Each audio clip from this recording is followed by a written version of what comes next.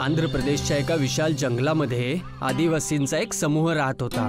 खूप वर्षापासून हे आदिवासी या जंगलात राहतात। जंगलच यांच्यासाठी सगळं काही आहे। अचानकच जंगलाच्या एकदम मधोमध एका मॉलचं काम चालू होतं आणि सगळ्या आदिवासींना जंगल खाली करायला लावतात। सगळे एकदम लक्ष देऊन ऐका, इथे एक मॉल बनत आहे, तर लवकरात लवकर सगळे इथून जागा खाली करा। पण हे जंगल तर आमचं घर आहे, आम्ही आमच्या घराला सोडून कुठे जाणार? ते माझं काम नाहीये, जिथं जायचंय तिकडे जा, पण हे जंगल खाली करा। असं कसं खाली करू? हे आमच्या पूर्वजांचं घरोघर आहे। जर प्रेमाने नाही ऐकलं तर मला जोर जबरदस्ती करून रिकामं करावं लागेल। सरकारचा ऑर्डर आहे, सगळ्यांना मानावंच लागेल, नाहीतर तुम्हाला या सगळ्यासाठी शिक्षा भोगावी लागेल। ठेकेदार तर सगळ्या आदिवासींना जंगल खाली करायला लावून सांगून चालला जातो, पण त्याच्या या गोष्टीपासून सगळे आदिवासी खूप परेशान होऊन जातात की त्यांना काहीच समजत नव्हतं की ते जायचं तर कुठे जायचं, कारण ते खूप पिढ्यांपासून इथे राहत होते। काय हा देश आपला नाहीये जे की आपल्याला आपल्याच घरातून बाहेर काढत आहेत? सरकार काहीच नाही करत आहे।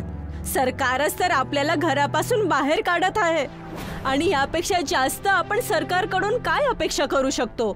काही दिवस निघून गेले, पण आदिवासींनी अजून जंगल खालीच नाही केलं आणि ठेकेदार एकदम रागात येतो आणि त्यांना धमकी देतो, तुम्ही लोक असे नाही ऐकणार, लातांचे भूत कधी बोलण्याने ऐकतच नसतात, आता मलाच काहीतरी करावं लागेल। आणि तो शहरातून एक जेसीबी मशीन घेऊन येतो आणि त्या जेसीबी मशीनने जंगलातले सगळे झाडं कापायला लागतो आणि ज्यामुळे आदिवासींचे सगळे घरं तुटायला लागतात। हे किती नालायक लोक आहात, सगळ्यांचे घरं तोडले, आता आम्ही कुठे जाणार? आणि आता असा थंडीचा ऋतू चालू होतोय आणि या वेळेमध्ये उघड्यामध्ये राहणं किती मुश्किल आहे। ह्या लोकांना काय माहित की थंडीच्या दिवशी बाहेर झोपण्यासाठी किती त्रास होतो ते। आणि सगळ्या आदिवासींचे घरं तुटल्यामुळे सगळे बेघर होऊन जातात आणि सगळे लोक जंगलाकडून पहाडीच्या साईडला निघून जातात आणि पहाडावरती बर्फ पडल्यामुळे खूप थंडी चालू होते, ज्यामुळे आदिवासी आणि त्यांची मुलं आजारी पडायला लागतात। ह्या थंडीमध्ये तर आम्ही खूप आजारी पडू, लवकरच काहीतरी करावं लागेल, नाही तर आपल्या मुलांची हालत खूप खराब होऊन जाईल। आपल्याला तर फक्त झाडाच्या खाली घर बनवायला माहित आहे, या डोंगरावरती घर कसं बनवायचं? असं वाटत आहे आता आपल्या कुलदेवताची मदत घ्यावी लागेल, आता तेच आपल्याला या समस्यामधून काढू शकतात। आणि आता सगळा आदिवासी समुदाय बाहेर येऊन आपल्या कुलदेवतेची पूजा करतात आणि त्यांचं कुलदैवत शहामृग असतं। त्यांच्याकडे शहामृगाची खूप मोठी मूर्ती पण आहे। सगळा समुदाय जिथे पण राहतात त्या मूर्तीला ते लोक सोबतच घेऊन जातात। हे कुलदेवता आमची मदत करा, आम्ही सगळे लोक बेघर झालोय। हे कुलदेवता आम्हाला राहण्यासाठी घर द्या, आमची मुलं पहाडाच्या या थंडीमध्ये आजारी पडत आहेत। आणि प्रत्येक आदिवासी मनातल्या मनात एकदम खऱ्या मनाने आपल्या कुलदैवताला आठवण करायला लागला आणि त्यांच्याकडून मदत मागायला लागला आणि त्यांची ती गुहार ऐकून त्यांचे कुलदैवत शहामृग मूर्तीच्या बाहेर येऊन प्रकट होतात। तुमच्या सगळ्यांसोबत खूप अन्याय झालाय, तुमच्याकडून तुमचं घर घेतलं हिसकावून, त्यामुळेच मी तुमची इथे मदत करायला आलोय। शहामृग आपल्या जादूने एक खूप मोठा अंडा बाहेर काढतात, जो की एका मोठ्या शानदार महलपेक्षा पण मोठा असतो। हे माझं जादुई अंड आहे, तुम्ही सगळे याच्यामध्ये राहू शकता आणि भूक लागल्यानंतर तुम्ही यामध्ये ठेवलेलं जेवण पण करू शकता। तुम्हा सगळ्यांना गरमी, पाऊस, थंडी आणि बाकी सगळ्या ऋतूंपासून आणि त्रासापासून तुम्हाला वाचवेल। हे कुलदेवता, आम्ही सगळे आदिवासी ह्या जादूच्या अंड्यासाठी तुमचे आभारी आहोत। हे कुलदेवता तुमचा जयकार असो, तुम्ही आमच्यासारख्या सगळ्या आदिवासींना नवीन घर देऊन सगळ्या लोकांना पुन्हा एकदा एकत्रित केलं आहे। आम्ही सगळे त्यासाठी तुम्हाला कोटी कोटी प्रणाम करतो। सगळे आदिवासी आपल्या कुलदैवताला प्रणाम करतात आणि कुलदैवता सगळ्यांना आशीर्वाद देऊन तिथून अदृश्य होऊन जातात आणि आता सगळे आदिवासी कुलदेवाच्या आशीर्वादास्वरूपी दिलेल्या अंड्यामध्ये चालले जातात। हे घर तर एकदम राजाच्या महलापेक्षा पण मोठं आहे, एवढ्या मोठ्या घरात तर आपण सगळे मिळून एक साथ राहू शकतो। जादुई अंड्याच्या घरामध्ये एक वेगळीच चमक दिसत होती। आदिवासी लोक भूक लागल्यानंतर इथे ठेवलेलं जेवण करायचे। इथे सगळ्यांच्या पसंतीनुसार वेगवेगळ्या खाण्याच्या प्रकार ठेवलेले होते। मला तर असं वाटत आहे हे घर नाही स्वर्ग आहे। आपल्याला ज्या गोष्टीची आवश्यकता आहे ती सगळ्या गोष्टी इथे आहेत. जेवायसाठी जेवण, झोपायसाठी गादी आणि मुलांच्या अभ्यासासाठी पुस्तकं सुद्धा आहेत. सगळे आदिवासी खूप एकदम आनंदाने जादुई अंड्याच्या घरामध्ये आपलं जीवन बितवत होते. तेव्हाच अचानक एक दिवस जादुई अंड्याचं घर जोर जोरामध्ये हलायला लागतं. असं वाटतंय खूप तुफान येणार आहे. लवकरात लवकर सगळ्या लोकांना घरामध्ये आणावं लागेल. काही आदिवासी जादुई अंड्याच्या घरातून बाहेर जातात आणि बघतात की बाहेर खूप मोठं तेज तुफान येत आहे. आदिवासी सगळ्यात आधी लहान मुलांना आतमध्ये घेऊन जातात. चला पोरांनो, लवकर लवकर घरात चला, जावा, नाहीतर हा तुफान तुम्हाला खूप त्रास देईल. सगळे मुलं लवकरात लवकर अंड्याच्या घरामध्ये सुरक्षित चालले जातात आणि आदिवासी सुद्धा त्यांच्या मागे अंड्याच्या घरामध्ये चालायला लागतात. तेव्हाच त्यांना एकदम कोणाच्या तरी ओरडण्याचा आवाज ऐकायला येतो. वाचवा, वाचवा, कोणीतरी आहे, प्लीज आम्हाला इथून कोणीतरी काढा. आदिवासी बघतो की तुफानामुळे पूर्ण मॉल तुटून पडलाय आणि सगळे लोक त्याच्या खाली दबून गेलेले आहेत. आदिवासी तुफानामध्ये आपला जीव धोक्यामध्ये टाकून त्या लोकांना वाचवायला जातो. चिंता नका करू, मी तुम्हाला सगळ्यांना इथून वाचवून घेऊन जाईल. तुम्ही सगळे लोक तुमचा हात पुढे करा. इकडे बघा, मी इकडे फसलेलो आहे. आधी मला इथून बाहेर काढा, माझ्या पायामध्ये खूप त्रास होतोय. चिंता नका करू, मी तुम्हाला इथून वाचवून घेऊन जाईल. तुम्ही सगळे लोक तुमचा हात पुढे करा. सांभाळून या, इकडे खूप गोष्टी तुटलेल्या आहेत ज्याच्यामुळे तुम्हाला पण लागू शकतं. माझा पाय तुटला आहे, तुम्ही आरामात या. घाबरू नको, मला याची सवय आहे. तसं पण आम्हाला जंगलामध्ये राहून या सगळ्या गोष्टींची सवय लागते. तर मग ठीक आहे, पण तरी पण थोडं लक्ष द्या. इथं काही खिळे पण पडलेले आहेत. मलब्यामध्ये फसलेले सगळे लोक हात आपला पुढे करतात आणि आदिवासी त्यांना खेचून मलब्यातून बाहेर काढतो. आणि तेव्हा तुफान अजून जास्त वाढतं आणि सगळे त्याच्या चंगुलमध्ये येतात. आणि तेव्हा आदिवासी सगळ्यांना तुफानातून वाचवून जादुई अंड्याच्या घरामध्ये घेऊन जातो. तुमचं खूप खूप धन्यवाद आदिवासी भाऊ, तुम्ही आज आमचा जीव वाचवला. जर तुम्ही नसता तर काय माहिती आमचं काय हाल झाले असते. हे तर माझं कर्तव्य होतं, मी तर माझं कर्तव्य निभावलंय. आम्ही लोकांनी तुमचं घर तोडलं आणि तुम्हाला बेघर केलं, त्यासाठी आम्हाला माफ करा. तुमच्यामुळे आम्हाला खूप साऱ्या परेशानीचा सामना करावा लागला.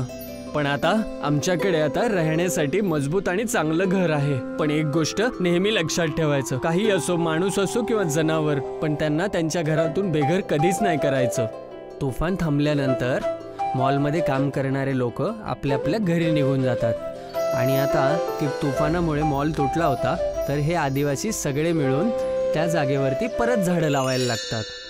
ठाकूर साहेबांनी त्यांची मुलगी मालाच्या लग्नात खूप हुंडा दिला होता, कारण त्यांची मुलगी डोक्याने मंद होती. ती भलेही शरीराने मोठी होती, पण बुद्धीने लहान मुलगी होती. बघा बाबा, मी लग्न केलं. तुम्ही म्हणाला होता ना, लग्न केलं तर मला आईस्क्रीम द्याल. मग कुठे आहे माझं आईस्क्रीम? रामू. ठाकूरचा नौकर खूप आईस्क्रीम घेऊन आला आणि नवरी सर्वांसमोर आईस्क्रीम खाऊ लागली. हे पाहून सुमित्रा हतबद्ध झाली. पैशांसाठी हे लग्न आहे, काही दिवस तरी सहन करावं लागेल. एखाद वर्षाने ठाकूरला सांगेन की त्याची मुलगी लग्नाच्या लायक नाही आणि ते त्यांच्या मुलीला घेऊन जातील. मला पैसे परत करावे लागणार नाहीत. ब्रिजेश त्याच्या आईचा लाडका होता. जसं आई सांगायची तो तसंच करायचा.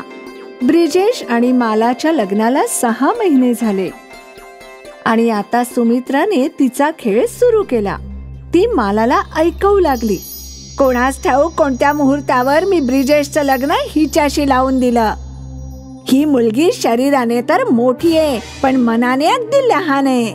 ना हिला काही कळत ना समजावलं तरी कळत. आता देवच माझी इच्छा पूर्ण करेल. कोणती इच्छा? नातवंड पाहायची.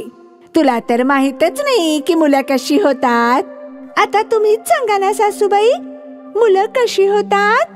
अरे देवा, आता मी समजावू? हे सगळं ऐकण्याआधी उचलायचं होतंस रे देवा, उचल मला. अरे सांगा ना सासूबाई, मुलं कुठून येतात? बाजारात मिळतात, जा विकत आण. बस एवढंच ना? मी आत्ता बाजारात जाते आणि येताना एक मूल विकत घेऊन येते.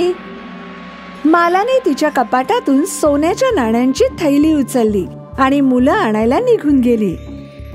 ती बाजारात पोहोचली. इथे मुलं कुठे मिळत असतील? एक काम करते, कोणाला तरी विचारते. माला तिथे उभ्या असलेल्या एका बाईकडे गेली. अगं ताई, इथे मुलं कुठे मिळतात? कोणाची मुलं? कोणाची काय? माणसांची मुलं. माणसांची मुलं? तू काय करशील त्याचं? मला माणसांची मुलं विकत घ्यायची आहेत. काय वेळ लागलाय का? चल पळ इथून. काय माहित कुठून येतात ही वेडी माणसं. निघ, नाहीतर मारून मारून तुझी वाट लावून टाकेन. चल पळ इथून. त्या बाईने मालाला वेडी समजून हाकलून दिलं. माला पुढे गेली. पुढे तिने पाहिलं की एका दुकानात गाईचं बछडं आणि बकरीचं पिल्लू होतं. माला त्या दुकानदाराकडे गेली. दादा, तुम्ही माणसांची मुलं पण विकता का? नाही नाही, हे काय बोलतेस तू? चल निघ इथून, निघ इथून. माला ज्या ज्या दुकानात जायची लोक तिला हाकलून देत होते. मालाला एका चोराने पाहिलं. मला वाटतंय ही बाई पूर्ण वेडी आहे. पण हिच्या शरीरावर एवढं सोनं कसं काय आहे? ही नक्कीच श्रीमंत घराची असेल. मी हिला मूर्ख बनवून हिचे सगळे पैसे लुटून घेतो. चोराने त्याचं रूप बदललं आणि साधूचं रूप घेतलं आणि तो मालाजवळ आला. अलक निरंजन, अलक निरंजन, अलक निरंजन, अलक निरंजन. मुली, तुला एक मूल पाहिजे ना? हो बाबा, तुम्ही मला मुलं देऊ शकता का? हो, माझ्या मागे ये. माला त्या साधूच्या मागे जाऊ लागली. साधू मालाला त्याच्या सोबत जंगलात घेऊन गेला. जंगलात तो एका मोठ्या झाडाखाली बसला. अरे बाबा, तुम्ही मला मुलं देणार होता ना? हो बाळा, पण मूल विकत घेण्यासाठी तुझ्याकडे पैसे आहेत का? हो आहे ना, माझ्याकडे थैली भरून सोन्याची नाणी आहेत. मालाने साधूला सोन्याच्या नाण्याची थैली दाखवली. ते पाहून त्याचे डोळे विस्फारले. बस एवढंच सोनं? माझ्याकडे तर एवढेच आहेत. एवढ्यात तर फक्त माणसाचं अंडच येईल. मला चालेल, अंड फोडून मूल निघेल ना? हो, पण वाट बघावी लागेल. ठीक आहे, चालेल. तू इथेच थांब, मी माणसाचं अंड घेऊन येतो. तो चोर साधू झाडाच्या मागे गेला. मोठ्या झाडाच्या मागे त्याने टरबुजाला पांढरा रंग देऊनच ठेवला होता. तो चोर ते पांढरं टरबूज घेऊन आला आणि त्याने ते पांढरं टरबूज मालाला दिलं. एवढं मोठं अंड? हो, माणसाचं अंड आहे. हे मोठं तर असणारच. हो हो, हे घ्या. मालाने त्या साधूला सोन्याच्या नाण्यांची थैली दिली आणि अंड घेऊन निघून गेली. सांभाळून जा, वाटेत अंड पाडू नकोस. मी सांभाळून जाईन. माला तिथून निघाली. आता मला पण मूल असेल. हे माणसाचं अंड फुटेल आणि त्यातून एक मूल बाहेर येईल. ते मूल मुलगा असेल की मुलगी, काही हो, ते माझं मूल असेल आणि सासूबाईंची इच्छा पण पूर्ण होईल. वाटेत मालाला एक मोठं मंदिर दिसलं.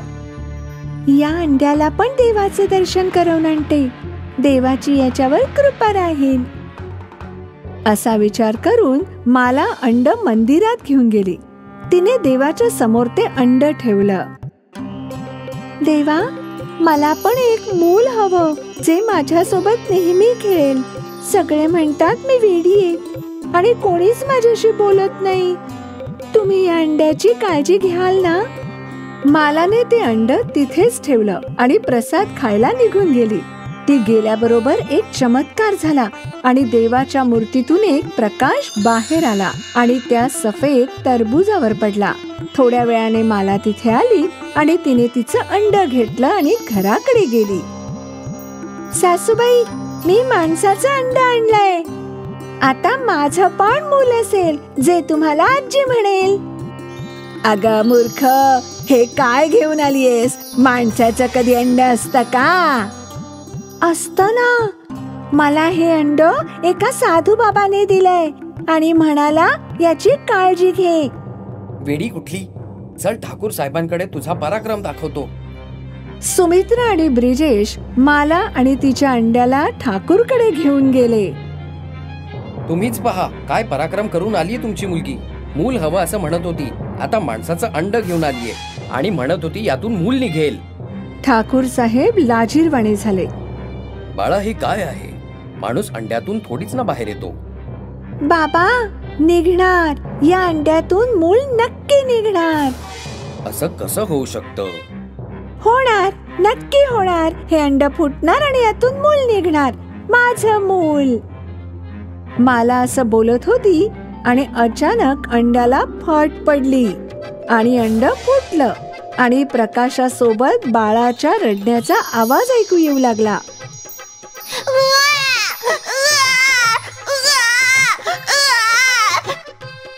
सर्वांना आश्चर्य वाटलं. त्या अंड्यात खरंच एक बाळ होतं. माझं मूल, बघा बाबा माझं मूल. मी म्हटलं होतं ना माझं मूल अंड फोडून बाहेर येणार, बघा. ठाकूर साहेब, ब्रिजेश, सुमित्रा आणि इतर लोकांनी जे पाहिलं त्यावर त्यांचा विश्वास बसत नव्हता. हा देवाचा चमत्कारच होता की अंड्यातून मूल निघालं होतं. मालाला ते मूल देवाने भेट म्हणून दिलं होतं. तिचं एकटेपण संपवायला अंड्यातून मूल निघणं अशक्य होतं, पण जे लोकांनी पाहिलं ते नाकारणंही शक्य नव्हतं. शेवटी लोकांनी मान्य केलंच की माणसाचं अंडही असतं.